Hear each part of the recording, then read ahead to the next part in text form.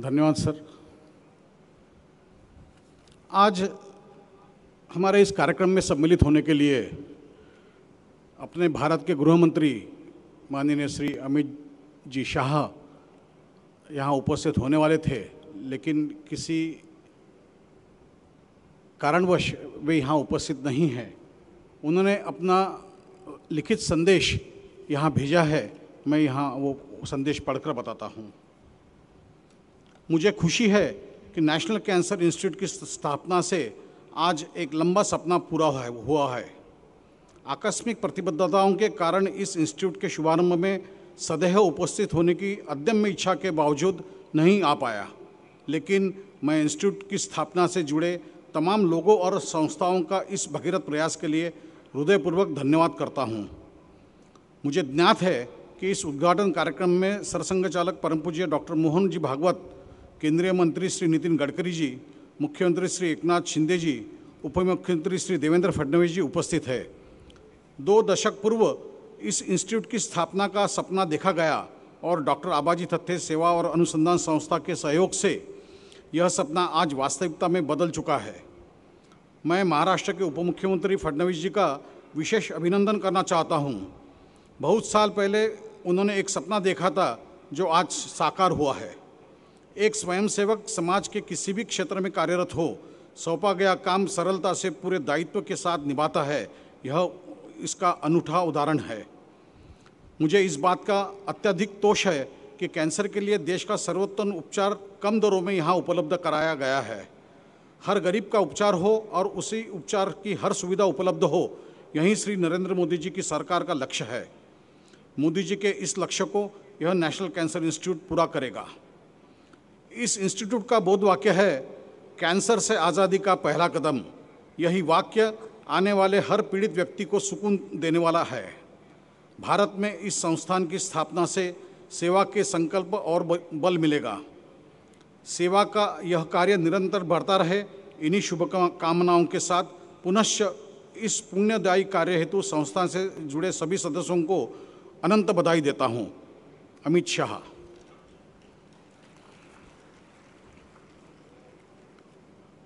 इस national cancer institute की स्थापना में सदैव हमको जिनका आशीर्वाद प्राप्त रहा, ऐसे हमारे राष्ट्रीय स्वयंसेवक संघ के परम पूजनीय सरसंघ चालक डॉक्टर मोहन जी भागवत आज हमारे बीच उपस्थित है।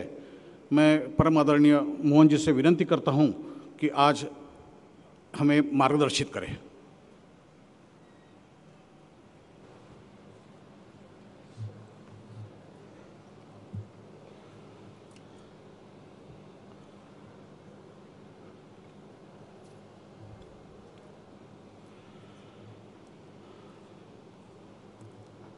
आज के इस कार्यक्रम में मंच पर उपस्थित महाराष्ट्र के आदरणीय मुख्यमंत्री जी श्रीमान एकनाथराव शिंदे जी,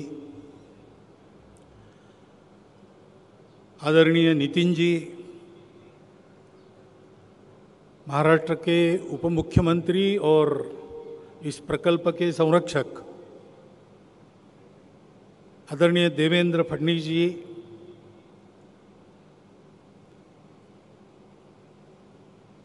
इस संस्था के अध्यक्ष एडवोकेट सुनील मनोहर जी, श्रीमान शैलेश जोगळेकर जी, डॉक्टर पाठक जी और इस सारे प्रकल्प के खड़े करने में लगे सभी मंचस्थ उपस्थित मान्यवर, उपस्थित नागरिक सज्जन, माता भगिनी,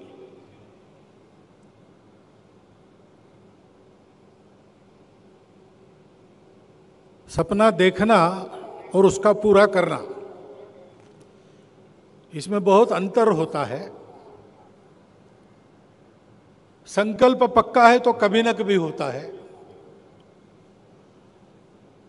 और एक टीम के नाते सबने किया तो जल्दी होता है। प्रकल्प के बारे में पहले जब सुना तब मुझे लगा ये बहुत बड़ा, बहुत महत्वाकांक्षी प्रकल्प है। लेकिन जिन्होंने उसको किया था उस संकल्प को, उनको देखने के बाद लगा कि ये पूरा तो हो ही जाएगा। बीच का कुछ कोरोना का कालखंड गया, इसलिए थोड़ा अधिक समय लगा, परंतु एक उत्तम प्रकल्प, समाज की आवश्यकता पूर्ण करने वाला प्रकल्प, मन की भावना से जिसको खड़ा किया गया है, ऐसा प्रकल्प यहां पर खड़ा हुआ है। और इसलिए आशीर्वाद इस शब्द का उपयोग किया गया, परंतु पहला शब्द मेरे मन में आता है शाबाश।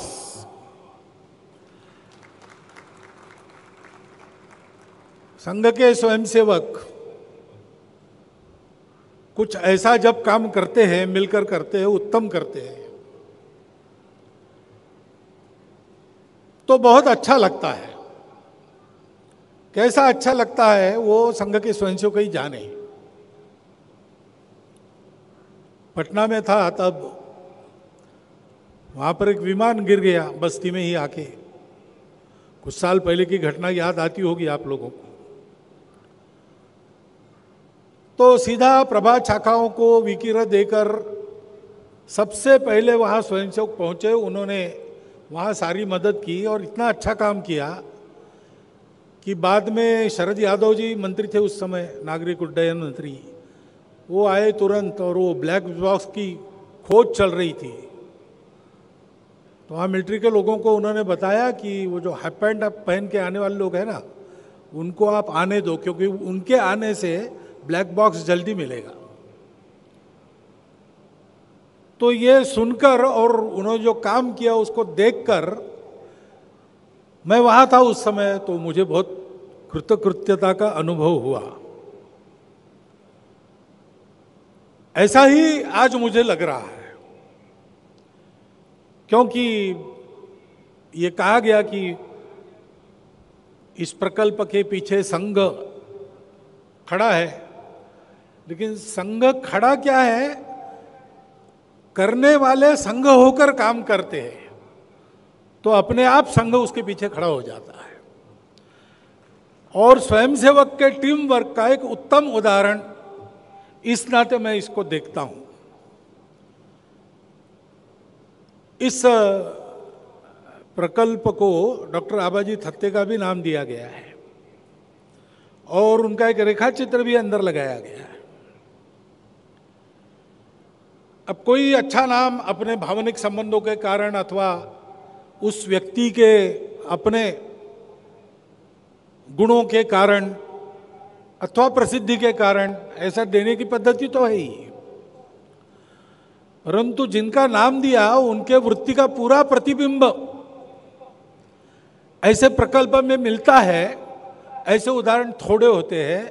अपना ये प्रकल्प आबाजी थत्ते का केवल नाम नहीं लगाता, उनके वृत्ति का परिचय अपने प्रत्येक क्रियाकलाप में देता है।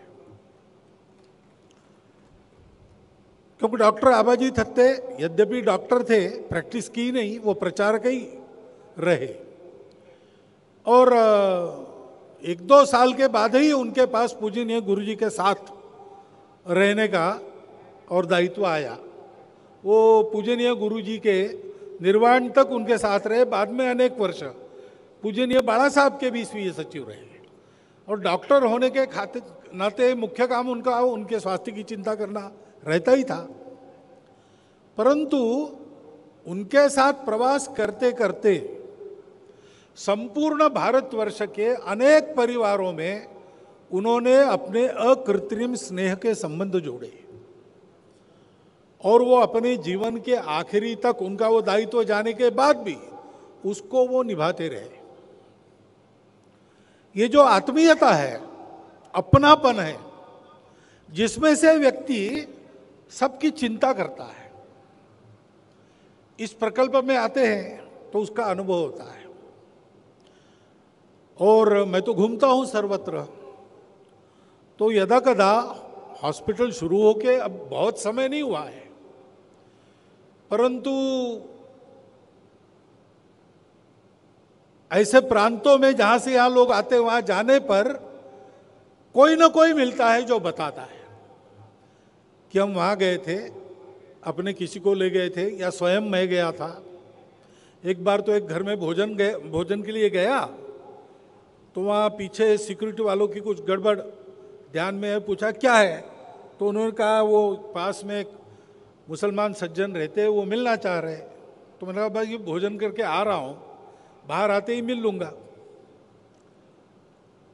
आया तो एक तरुण दंपति थी, उनके पास एक छोटा सा बालक था। उन्होंने कहा हम आपको धन्यवाद देते हैं। मैंने पूछा मुझे धन्यवाद, मेरा आपका तो परिचय है नहीं।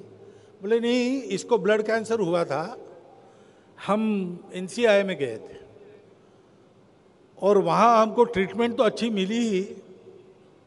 दुनिया में इतनी अच्छी ट्रीटमेंट हमको यहाँ नागपुर में घर बैठे कहाँ मिलती अगर ये इंस्टीट्यूट नहीं होती तो। लेकिन उससे भी ज़्यादा उन लोगों के द्वारा जो धीरज मिला और स्नेह मिला, हम तो मानते हैं कि आधा जादू उसका है, हमारा लड़का पूरा ठीक हो गया। ऐसे बिना पूछे बिना बुलाए लोग आके बताते रहते हैं, तब पता चलता है कि आबाजी थत्ते के नाम के साथ आबाजी के अपनेपन का स्वभाव भी इस संस्था के साथ लगा है। और वो बहुत बड़ी बात होती है, क्योंकि कैंसर पहले शरीर को नष्ट नहीं करता, हिम्मत को नष्ट करता है। और कैंसर को रोगीणों को पहली आवश्यकता उस अपनेपन और हिम्मत की होती है। और ऐसी विचित्र बीमारी है कि वो केवल बीमार को नहीं मारती, उसके पूरे परिवार को तबाह कर देती। उनको भी इस प्रकार की हिम्मत और अपनेपन की आवश्यकता होती है। डॉक्टरों की आश्वस्ति ये उनके लिए एक बहुत बड़ा संबल हो जाता है। ये सारी बातें संभल कर यहाँ का काम चल रहा है। और आबाजी की एक विशेषता थी, जो भी काम करते थे वो उत्कृष्ट ही करना, ऐसा कटाक्ष था। किसी से करवाते थे, कोई कर रहा है देखते थे तो उसको भी उत्कृष्टता के नीचे कुछ भी स्वीकार न करने की सलाह देते और स्वयं वैसा करते थे। इस अस्पताल में पहले से यह प्रण किया है टीम ने कि सबसे उत्तम जो उपलब्ध है वो रुग्णों को मिलना चाहिए। खर्चे का काम है, लेकिन वो खर्चा लेकर भी करना है। गरीब रुग्णों की चिकित्सा निःशुल्क करनी है अथवा बहुत कम शुल्क में करनी है, लेकिन वो सारा खर्चा लेकर करना है, उत्कृष्ट ही करना है। उत्कृष्ट से कम कुछ भी स्वीकार नहीं करना। और ये जो काम करते समय टीम वर्क का परिचय दिया है, उसका भी काम है। क्योंकि अभी तो ये ऐसा खड़ा हुआ है, ये आगे चलेगा, चलना चाहिए, उसी प्रकार चलना चाहिए। अभी जैसा चल रहा है वैसा ही चलना चाहिए। चलता तब रहता है जब एक के बाद एक टीमें उसको संभालती रहती कालांतर में। और जो लोग एक टीम बनकर काम करना जानते हैं, वो काम करते करते लोगों का सहयोग लेना और सहयोग में से सहयोगियों को खड़ा करना, ये भी जानते हैं। इसलिए मेरा विश्वास है कि जिस वृत्ति से इसको खड़ा किया गया है, उसी वृत्ति से यह अस्पताल आगे तक चलता रहेगा। चलते रहने की आवश्यकता है, क्योंकि स्वास्थ्य ये एक मूलभूत आवश्यकता है, शिक्षा ये भी मूलभूत आवश्यकता है। और समाज उसके बारे में अब शिक्षित हुआ है, इसलिए सब लोग स्वास्थ्य और शिक्षा चाहते हैं और उसके लिए कुछ भी करने के लिए तैयार रहते हैं। अब स्वास्थ्य और शिक्षा के लिए जो करना है वो शासन प्रशासन तो कर रहा है, परंतु अकेले उनके करने से ये गोवर्धन उठाया नहीं जाएगा, क्योंकि ये सबकी आवश्यकता है। 148 करोड़ के समाज की आवश्यकता है और इसलिए समाज की ओर से प्रयास खड़े होने चाहिए, जैसे ये NCI खड़ा हुआ है। वो प्रयास खड़े करते समय आवश्यकता जिनकी है, जिनके लिए प्रकल्प है, उनको ध्यान में रखकर सारी बातें होनी चाहिए। जैसा इस बिल्डिंग के कंस्ट्रक्शन से लेकर तो यहां चलने वाले उपचार तक सब बातों में ध्यान में आता है, और इसमें सबका सहयोग भी चाहिए। वो हमारा जिम्मा है। यह प्रकल्प बहुत परिश्रम करके, बहुत साहस करके, उत्तम टीम वर्क को करते हुए परिणाम तक लाया गया है और आगे भी चलेगा। इस प्रकार का बीजारोपण यहां पर हुआ है। प्रेरणा से प्रामाणिक रहकर जिनकी सेवा करनी है उनको केंद्र में रखकर उत्तम से उत्तम सेवा उनको दी जा रही है। ये बहुत अच्छी बात हम सबके लिए है, हम सबको उसका आनंद है। लेकिन साथ साथ हमको ये भी जानना होगा कि हम सब लोगों का दायित्व है कि इसमें कई बातें हमको भी करनी पड़ेगी, हमको भी करनी पड़ेगी। यहां तो प्रयत्न हो रहा है।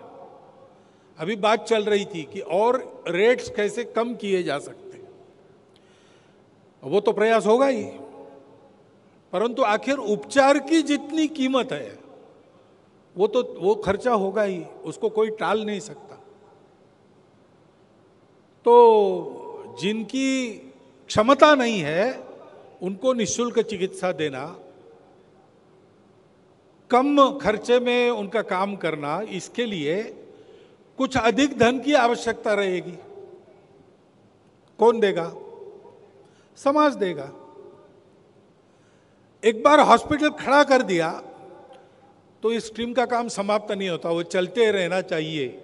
ऐसी उनको व्यवस्था करनी पड़ेगी। वैसे एक बार हम सब लोगों ने हाथ लगाकर इस हॉस्पिटल को खड़ा कर दिया, जिन जिन के हाथ लगे हैं उनके भी, और अभी तक जिनके नहीं लगे उनके भी, उनको ये सोचना चाहिए कि इसको चलता रखने के लिए भी आगे अपने हाथ लगते रहे।